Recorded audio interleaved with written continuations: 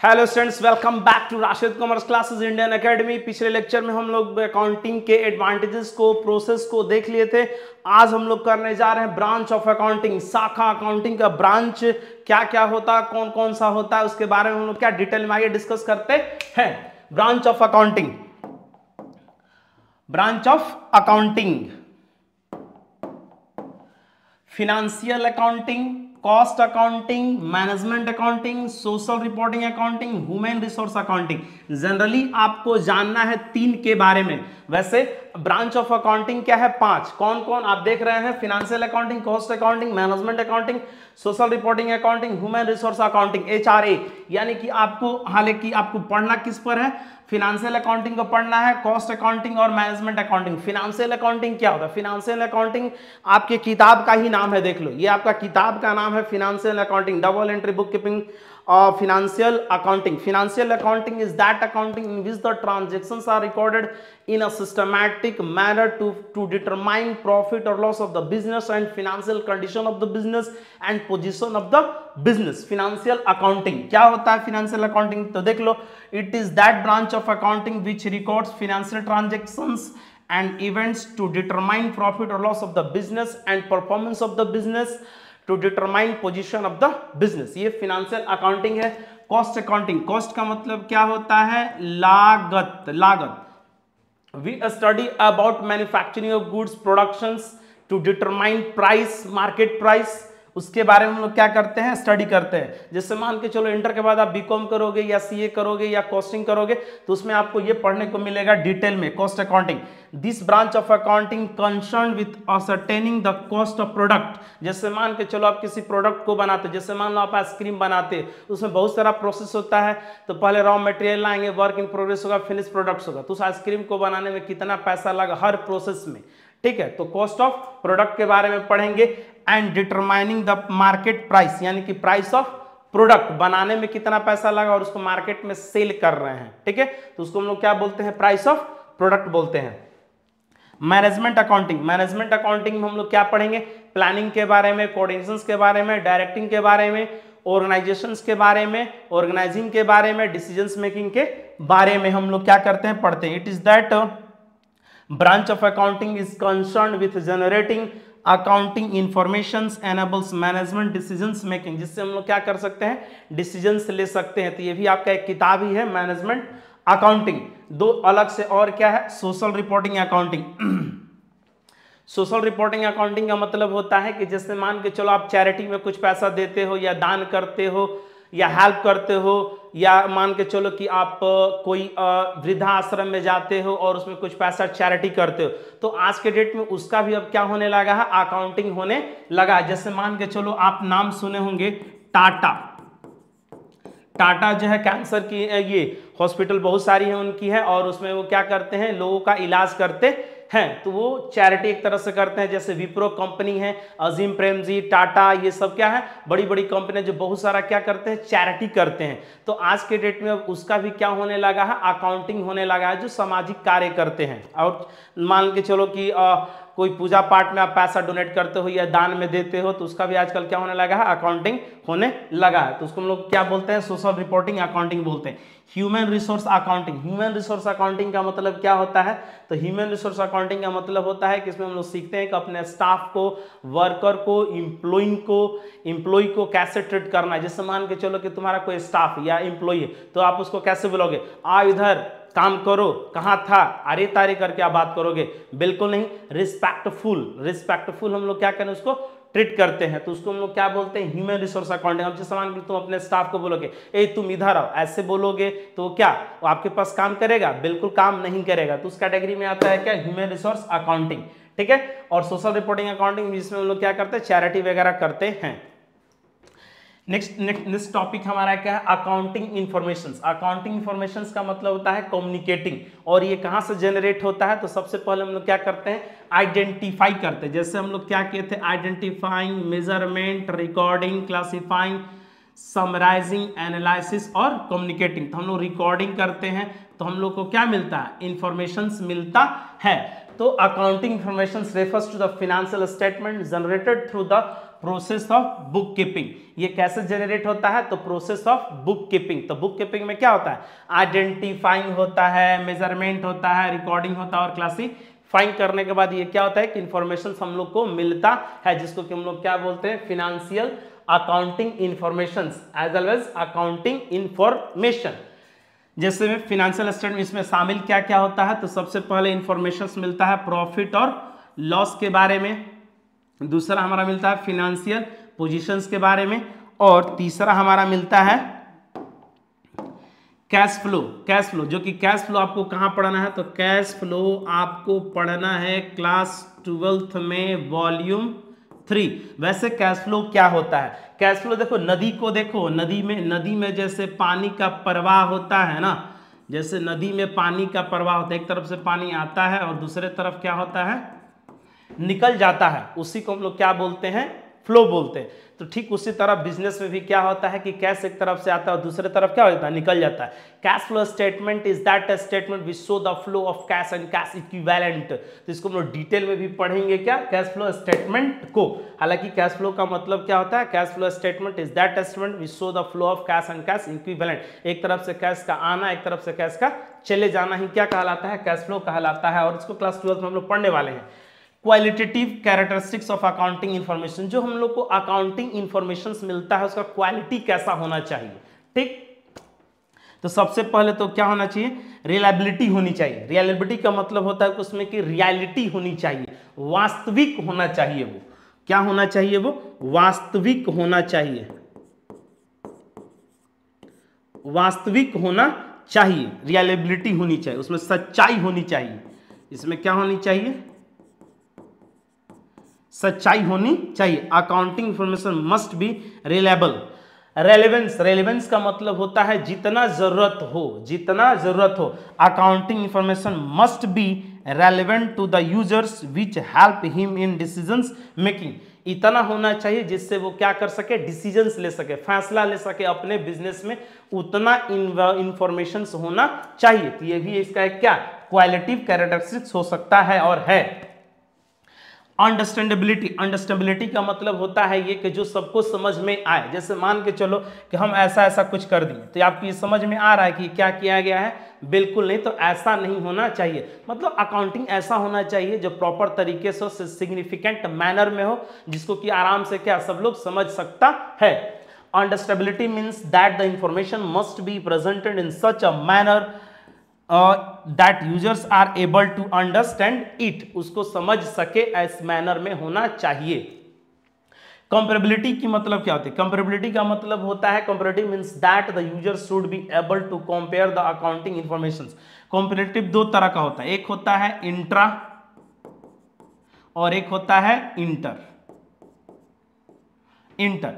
Intra का मतलब होता है कि जैसे मान के चलो कि हम आपका कंपेयर आप ही से कर रहे हैं। जैसे मान के चलो आपका मैथ्स में 80 नंबर आता है, आपका मैथ्स में कितना नंबर आता है? तो 80 नंबर आता है। वहीं साइंस में क्या आता है? तो 70 नंबर आता है। तो आपका कंपेयर हम आपसे ही कर रहे हैं, तो इसको हम लोग बोलते हैं इंट्रा कंपैरिजंस बोलते हैं। और इंटर कंपैरिजंस का मतलब होता है कि आपका कंपेयर पड़ोसी जी के बेटे से कर रहे हैं, तो इसको हम लोग क्या बोलते हैं? कंपेरेबिलिटी। तो अकाउंटिंग का जो क्वालिटेटिव कैरेक्टरिस्टिक्स है वो क्या होना चाहिए? कंपैरेटिव होनी चाहिए, यानी कि जिसको कि हम लोग आसानी से कंपेयर कर सके, ऐसा भी होना चाहिए।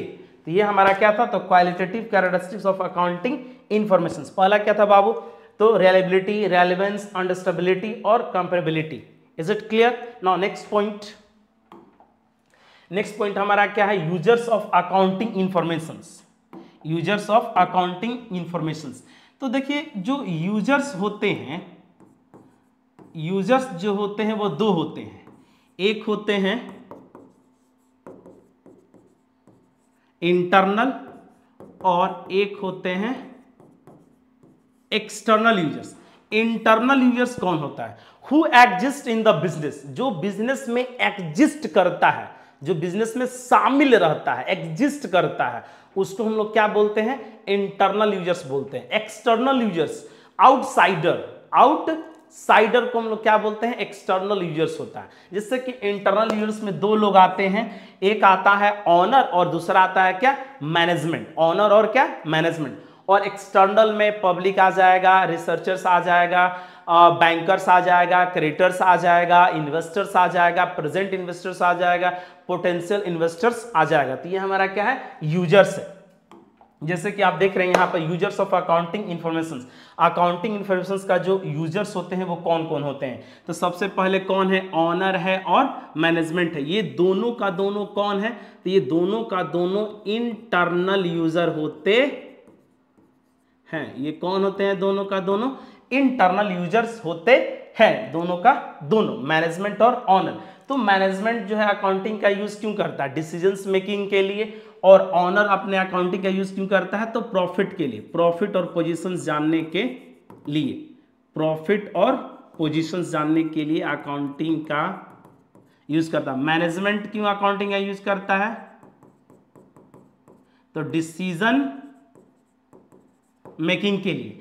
इंप्लॉई, आप देखिए तो मैनेजमेंट और ऑनर को छोड़ करके जितने हैं सभी के सभी क्या है, एक्सटर्नल यूजर्स हैं। रेस्ट क्या है, मैनेजमेंट और ऑनर को छोड़ करके सब लोग क्या है, एक्सटर्नल यूजर्स होते हैं। जैसे इंप्लॉइज एंड वर्कर्स है, तो इंप्लॉइज एंड वर्कर्स जो हैं ये क्यों अकाउंटिंग का यूज करते हैं भाई, तो ये इट्स डिपेंड ऑन यू, मतलब अपने ऑनर पर ये डिपेंड होते हैं। तो इनको क्या मिलता है भाई, इंप्लॉय और ऑनर को तो सैलरी मिलता है, सैलरी और वेजेस मिलता है, तो वो अकाउंटिंग का यूज करते हैं। बैंक क्यों अकाउंटिंग का यूज करता है, तो बैंक क्या करता है, लोन देता है। बैंक क्या करता है, लोन देता है।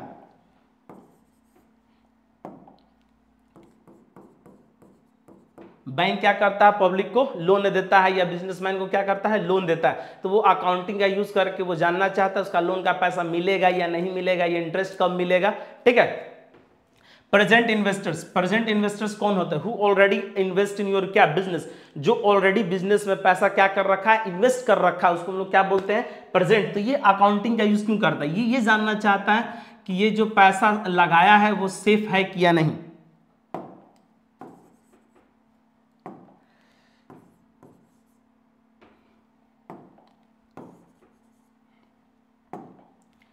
जो इन्वेस्टमेंट है वो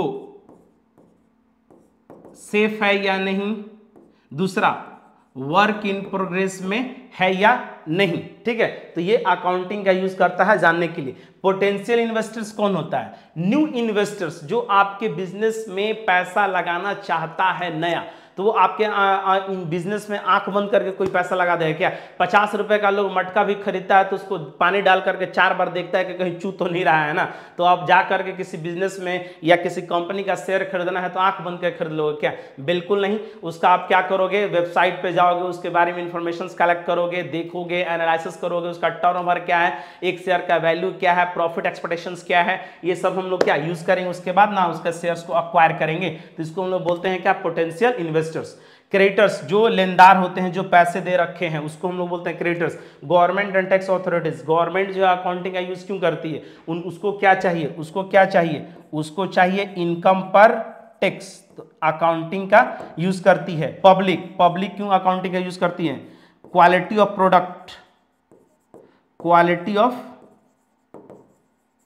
प्रोडक्ट, रिसर्चर्स, जो अकाउंटिंग के ऊपर या बिजनेस के ऊपर क्या कर रहा है, रिसर्च कर रहा है, रिसर्च पर्पस के लिए अकाउंटिंग का यूज करता है। तो ये सब क्या था, तो यूजर्स था। आपको देखिए यहाँ पर डिटेल में भी आपको ये मिल जाएगा, आप स्क्रीनशॉट ले सकते हैं, ठीक है। नेक्स्ट हमारा क्या है, सिस्टम ऑफ अकाउंटिंग, अकाउंटिंग करने का तरीका। सिस्टम का मतलब होता है तरीका या रूल, रेगुलेशंस, टर्म्स, कंडीशंस, जिसमें कि पहला हमारा क्या है, double entry system. Double entry systems क्या होता है, डबल एंट्री सिस्टम, देखिए मैं एक लाइन आपको बता देता हूं। According to dual aspects principles, every transaction has two aspects. दुनिया में जो भी ट्रांजैक्शन होता है ना बाबू, उसका 2 एस्पेक्ट होता है, एक डेबिट और क्रेडिट। जैसे मान के चलो कि आप एक फर्नीचर परचेज करता है, furniture purchased from Ram on credit ₹1 lakh. तो राम से फर्नीचर यहां पर खरीदा गया। तो इसमें दो अकाउंट शामिल है, इसमें दो अकाउंट शामिल है। कौन कौन? एक फर्नीचर शामिल है और दूसरा राम शामिल है। तो फर्नीचर से अजय फर्नीचर खरीदा गया राम से, तो राम अब यहां पर क्या हो जाएगा? क्रेडिटर हो जाएगा, यानी कि दो अकाउंट शामिल है। पहला क्या? फर्नीचर, और दूसरा हमारा क्या शामिल है? राम। तो फर्नीचर अकाउंट डेबिट तो क्या? राम से अकाउंट 1 लाख का और ये 1 लाख का। तो दो प्रभाव पड़ा, एक डेबिट और एक क्रेडिट। तो डेबिट और क्रेडिट दोनों को बुक्स ऑफ अकाउंट में रिकॉर्ड करने को ही बोलते हैं double entry system. Double entry system is that system in which the transactions are recorded on both aspect, debit as well as credit is called double entry system. देख लो आप, double entry system in accounting which recognise both aspects debit and credit of financial transactions according to dual aspect principles. Chapter 3 में हम लोग पढ़ेंगे भी उसके बारे में। अब एडवांटेजेस क्या है डबल एंट्री सिस्टम का? तो जो डबल एंट्री सिस्टम का एडवांटेज है, अकाउंटिंग का जो एडवांटेज है, अकाउंटिंग का, जैसे कि अकाउंटिंग का जो हमारा क्या है एडवांटेजेस है, सेम वही है डबल एंट्री सिस्टम का भी एडवांटेजेस। देख लीजिए, कंप्लीट रिकॉर्ड ऑफ ट्रांजैक्शंस, मतलब दोनों रिकॉर्ड हो जाएगा। अरिथमेटिकल एक्यूरेसी ऑफ क्या? इंश्योर्ड, डिटरमाइनिंग प्रॉफिट और लॉस, एसर्टेनिंग फाइनेंशियल पोजीशंस, और डिटेल ऑफ क्या? पर्पस ऑफ क्या? कंट्रोल। तो ये हमारा क्या है? Double entry system. Now single entry system, single entry system is also known as incomplete records. Incomplete records, इसका मतलब यह है कि कुछ ना कुछ कम चीज रिकॉर्ड हुआ। इसका मतलब यह है कि इस सिस्टम में एक ही ट्रांजैक्शंस को रिकॉर्ड किया गया। Every transaction has two aspects. अभी हम बताए थे कि दुनिया में जो भी ट्रांजैक्शन होता है उसका दो एस्पेक्ट होता है, लेकिन सिंगल एंट्री सिस्टम में क्या किया गया कि सिर्फ एक ही इफेक्ट को रिकॉर्ड किया गया है। जैसे मान के चलिए आप फर्नीचर परचेज किए, तो फर्नीचर परचेज किए तो सिर्फ फर्नीचर को रिकॉर्ड किए, और जो क्रेडिटर है उसको रिकॉर्ड आप किए ही नहीं। तो इसमें क्या होता है? तो single entry system also known as incomplete records भी बोला जाता है। चैप्टर नंबर 20 है ये, लास्ट चैप्टर हम लोग यही करने वाले हैं। Of recording transaction in the books of accounts में we define as a incomplete double entry system. इसमें only one aspect is recorded. Double entry system और सिंगल एंट्री सिस्टम में एक डिफरेंस भी है, आप देख लीजिए, एक डिफरेंस भी है। इट मीन्स डेबिट और क्रेडिट दोनों रिकॉर्ड होता है, इसमें सिर्फ एक एस्पेक्ट को रिकॉर्ड किया जाएगा। It means recording aspect of क्या? ट्रांजैक्शन सम टाइम्स, एक ही रिकॉर्ड किया जाएगा। It maintain a complete record of each transaction. It is also known as incomplete records के नाम से इसको जाना जाता है। तो ये डिफरेंस बड़ा सिंपल है, आप इसको क्या कर सकते हैं? तो स्क्रीनशॉट ले सकते हैं। तो अब हम लोग क्या करते हैं कि चैप्टर 1 हम लोग क्या कर लिए? कंप्लीट कर लिए हैं। आपने अगर चैनल को सब्सक्राइब नहीं करा है या अपने दोस्त को फॉरवर्ड नहीं करना है, तो जल्दी से क्या करना? बेल आइकन को दबा देना है और अपने फ्रेंड सर्कल में क्या करना है?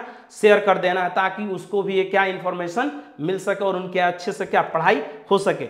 नेक्स्ट लेक्चर में हम लोग मिलते हैं बेसिक अकाउंटिंग टर्म्स, जो कि बहुत ज़्यादा आपके इंपॉर्टेंट है। कॉमर्स के लिए सबसे इंपॉर्टेंट चैप्टर है बेसिक अकाउंटिंग टर्म्स, जिसमें करीबन हम लोग 5000 वर्ड्स उसमें जानेंगे कॉमर्स के फील्ड में, बिजनेस के फील्ड में, जो कि बहुत इंपॉर्टेंट होने वाला है। मिलते हैं हम लोग नेक्स्ट वीडियो में गाइस। जय हिंद।